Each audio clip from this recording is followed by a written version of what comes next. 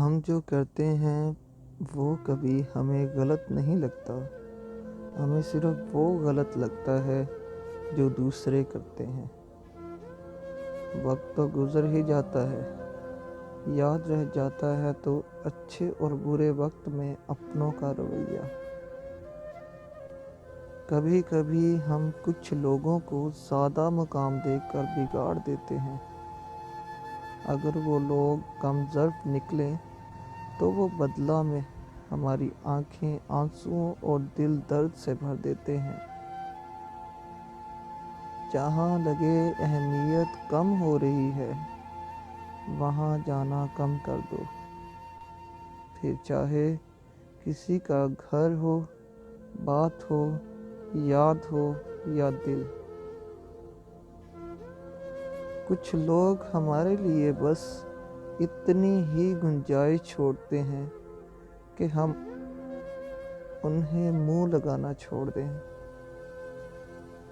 انگلیاں ہی نبھا رہی ہیں رشتوں کو آج کل، زبان کو اب نبھانے میں بہت تکلیف ہوتی ہے۔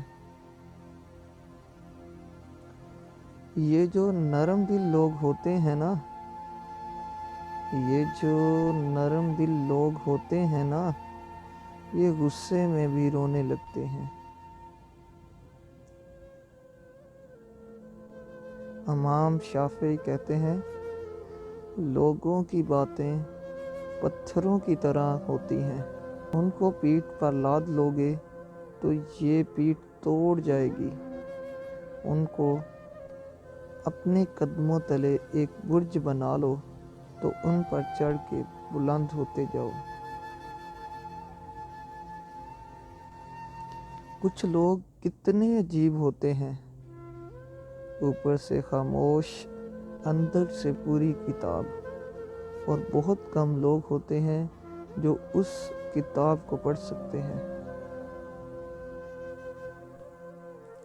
ایک خوبصورت نصیحت: جب کوئی کام تمہاری مرضی کے مطابق ہو جائے تو شکر ادا کرو کہ اللہ نے تمہاری مرضی کو اتنی اہمیت دی، اور اگر تمہاری مرضی کے خلاف ہو تو اور زیادہ شکر ادا کرو کہ اب وہ اللہ کی مرضی سے ہوگا، جو ہماری مرضی سے بہتر اور بہت افضل ہے۔ موت کو یاد رکھنا نفس کی تمام بیماریوں کا علاج ہے۔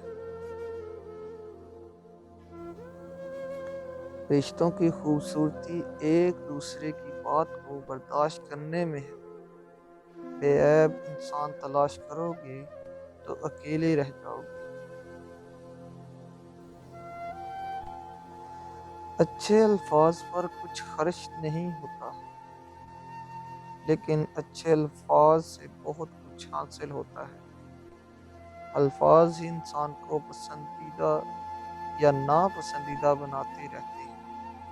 الفاظ خوشبو کی طرح ماحول کو معطر کرتے ہیں۔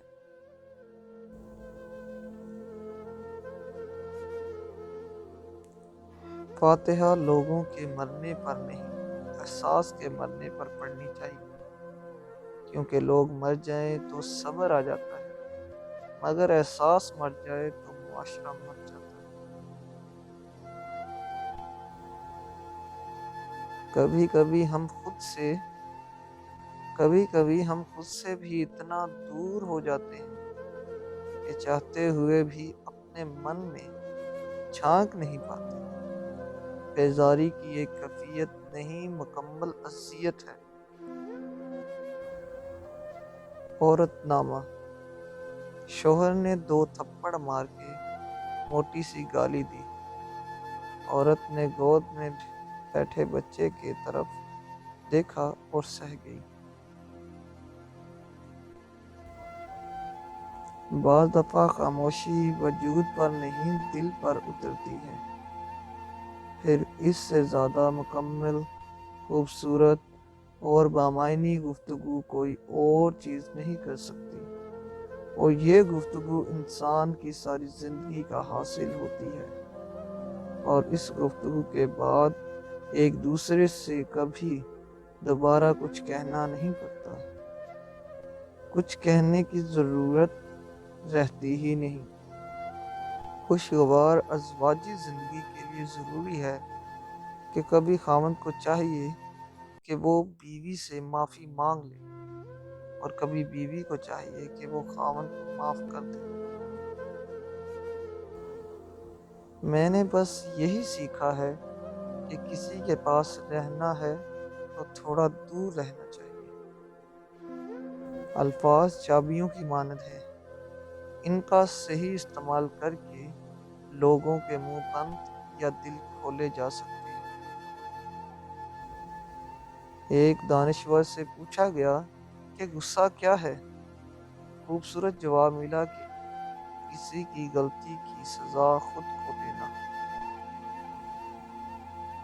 جب کوئی آزمائش شروع ہوتی ہے تو اس وقت تک ختم نہیں ہوتی جب تک اس سبق کو سیکھا نہ جائے جو اس میں چھپا ہے۔ جسم پر داغ ہونا روح پر داغ ہونے سے بہتر ہے۔ حضرت علی رضی اللہ تعالیٰ عنہ کہتے ہیں، سب سے بہترین لقمہ وہ ہوتا ہے جو اپنی محنت سے حاصل کیا جائے۔ نیک لوگوں کی صحبت سے ہمیشہ بھلائی ہی ملتی ہے، کیونکہ ہوا جب پھولوں سے گزرتی ہے تو وہ بھی خوشبودار ہو جاتی ہے۔